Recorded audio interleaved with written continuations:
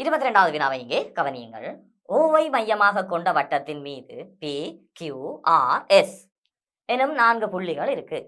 பாருங்கள், ஓவை மையமாக கொண்ட வட்டத்தின் மீது பி கியூ ஆர் எஸ் எனும் புள்ளிகள் உள்ளன. பக்கம் எஸ்ஆர் ஆனது டி வரைக்கும் நீட்டப்பட்டிருக்கும். அதேவேளை பிஓஎம் ஒரு நேர்கோடு ஆகும். ஒரு வில் உள்ள தகவல்களுக்கு ஏற்ப வையின் பெருமானத்தை காண்க. அப்ப பிக்யூஆர்எஸ் 4 புள்ளிகள் வட்டத்தின் மீது அமைந்திருக்கிறபடியே இது ஒரு வட்ட நாட்பக்கல். நாங்கள் அதன் ஒரு பக்கத்தை நீட்ட உண்டாகிறோம். அதாவது அந்த எஸ்ஆரை டி வரை நீட்டுகிறோம். அப்போ உண்டாகிற அந்த புறக்கோணம், அப்ப வட்ட நாட்பக்கல் தொடர்பான ஒரு தேட்டம் ஏற்கனவே உள்ள வினாவில் பார்த்துருக்கிறோம். என்ன, ஒரு வட்ட நாட்பக்கல் எதிர்கோணங்கள் மிக நிரப்பியன. இப்போது அடுத்த தேட்டத்தை பார்க்க போறோம்.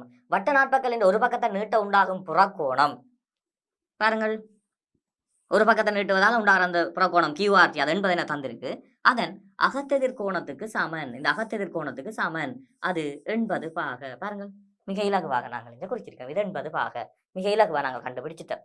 சரி, இவ்வளவும் சரி. ஆனா வை அவ்வளவு இல்லையே. வை என்பதோ இல்ல, வை இவ்வளவு QPM தான் வை. அவ்வளவும் இல்லை. அதை என்னண்டு காண்றது என்று பார்த்தா பேர்ந்து சொல்லியிருக்கு. இந்த RMம் MSம் சமன்.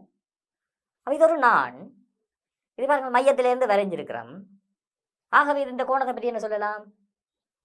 அது செங்குத்து. பாருங்கள், நானின் நடுப்புள்ளியையும் அந்த மையத்தையும் இணைக்கும் நேர்கோடு அந்த நானுக்கு செங்குத்து ஆகும். அப்ப இது 90. ஆகவே இது என்ன முக்கோணி? செங்கோண முக்கோணி. அப்ப இது செங்கோண முக்கோணி என்றா இது 55 பாகை, அது 92. இது மிச்சம் எவ்வளவு? 35 பாகை. சரியா? இது 35 பாகை, மொத்தமாக 80. ஆகவே வைய காணலாம். பாருங்கள், வை சமன் 80 - 35, வை சமன் 45 பாகை. பாருங்கள், நாங்கள் படத்தில் குறிப்பதன் மூலமே நாங்கள் மிக இலகுவாக இதை கண்டுகொண்டோம். பாருங்கள், இந்த QPS வந்து எங்களுக்கு தெரியுது. பாருங்கள், என்ன விவரம் குறிச்சோம்? இந்த QPS வந்து எவ்வளவு? 80 பாகை. ஏன்? வட்ட நாட்பக்கல் என்ற ஒரு பக்கத்தை நீட்ட உண்டாகும் புறக்கோணம் எதுக்கு சமன்? அகத்து எதிர் கோணத்துக்கு சமன். அவ்வளவுதான். அதனால 80. ஆனால் இப்ப இது வை, இந்த எஞ்சிய கோணம் 35. ஏன் அது 35? இது 55 என்றபடி இது 35. இது செங்குத்து. இது என்ன?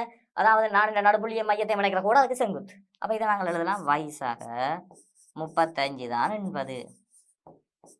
வை சமன் 80 - 35 45. பாருங்கள், மிக இலகுவாக நாங்கள் எழுதி கொண்டோம். அப்ப பாருங்கள், இதற்கு 2 புள்ளிகள். மிக இலகுவாக நாங்கள் இந்த படத்தில் சரியான தகவல்களை குறிப்பதன் மூலமும் நாங்கள் இந்த சரியான விடைகளை மிக இலகுவாக பெற்றுக்கொள்ளலாம்.